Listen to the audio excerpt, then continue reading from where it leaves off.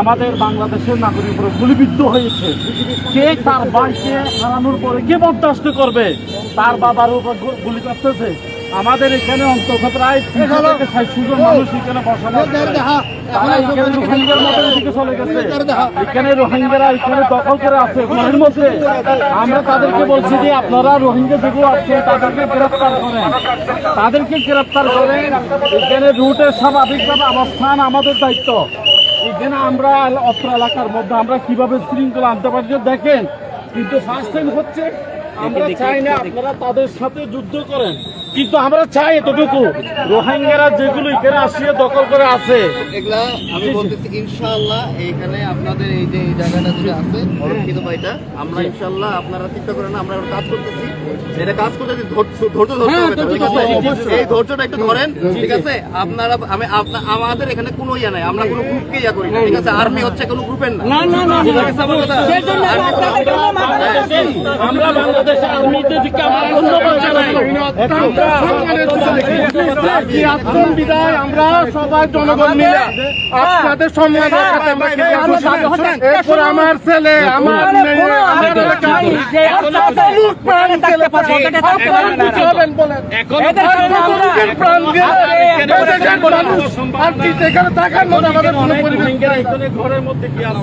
আমরা কতজন মারা গেলে আপনারা খুশি হবেন?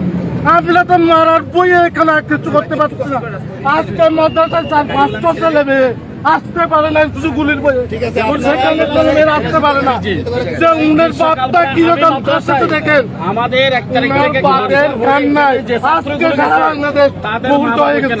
এখন স্যার আমরা এখানে শেষ অত্র এলাকার দায়িত্ব আমরা নেব এতটুকু। কিন্তু এখন আপনার পক্ষ থেকে আমরা চাই, আমরা কোনো পক্ষ থেকে কিছু নাই, আমরা বলতেছি আমরা কোনো দলের না, কোনো কারণ আমাদের ফার্স্ট ক্রাইটেরিয়া হচ্ছে এখানকার শান্তি নিয়ে করা, ঠিক আছে? আমরা অবেই কাজ করবো ইনশাআল্লাহ। আমরা আমি কোনো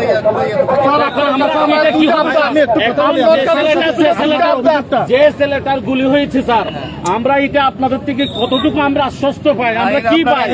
যারা আহত হয়েছে, যারা হয়েছে তাদের ব্যাপারে আমরা কি আশ্বস্ত পাই আপনার কাছ থেকে? আমরা ধৈর্য ধরেন, আমরা কাজ করতেছি, ঠিক আছে? আপনারা এই রাস্তাটা ক্লিয়ার করতে এই জন্য খুবই ধন্যবাদ, ঠিক আছে? বাকিটা আমাদের উপর ইয়ে করেন, আপনাদের কাউকে হয়রানি করা হয়েছে এখানে তো এখন অনেকে অবস্থান করছে। আপনার দেখে